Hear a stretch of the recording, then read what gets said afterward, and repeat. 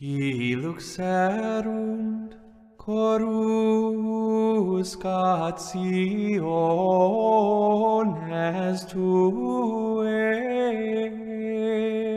orbitere commota est et contremui terra.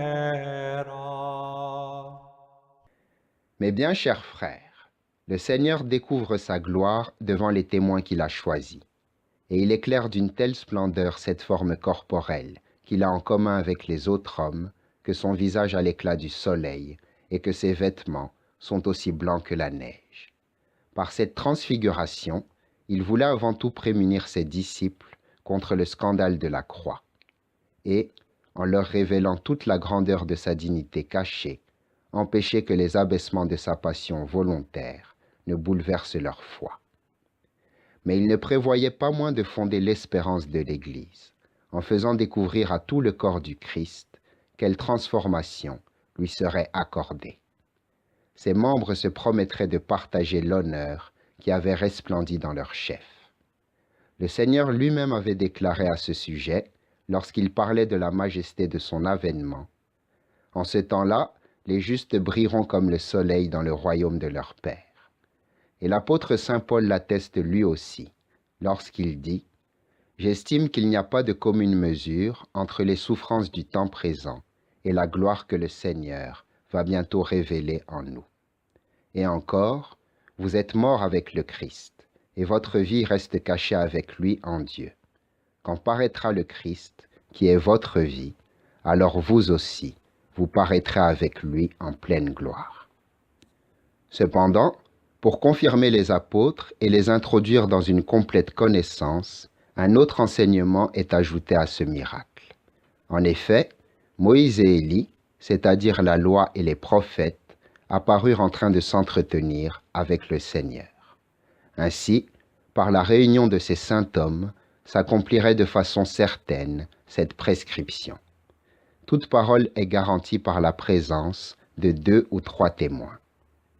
Qu'y a-t-il donc de mieux établi, de plus solide que cette parole? La trompette de l'Ancien Testament et celle du Nouveau s'accordent à la proclamer. Et tout ce qui en a témoigné jadis s'accorde avec l'enseignement de l'Évangile. Les écrits de l'une et l'autre alliance, en effet, se garantissent mutuellement.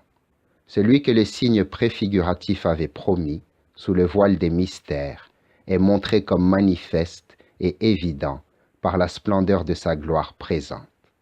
Comme l'a dit saint Jean, en effet, après la loi communiquée par Moïse, la grâce et la vérité sont venues par Jésus-Christ. En lui s'est accomplie la promesse des figures prophétiques, comme la valeur des préceptes de la loi, puisque sa présence enseigne la vérité de la prophétie, et que sa grâce rend praticables les commandements. Mes bien chers frères, que la foi de tous s'affermisse avec la prédication de l'Évangile, et que personne n'ait honte de la croix du Christ, par laquelle le monde a été racheté. Que personne donc ne craigne de souffrir pour la justice, ni ne mette en doute la récompense promise, car c'est par le labeur qu'on parvient au repos, et par la mort qu'on parvient à la vie. Et puisque le Christ a accepté toute la faiblesse de notre pauvreté, si nous persévérons à le confesser et à l'aimer, nous sommes vainqueurs de ce qu'il a vaincu, et nous recevons ce qu'il a promis. Qu'il s'agisse de pratiquer les commandements ou de supporter l'adversité, la voix du Père que nous avons entendue tout à l'heure doit retentir sans cesse à nos oreilles. Celui-ci est mon Fils bien-aimé, en qui j'ai mis tout mon amour. Écoutez-le. Amen.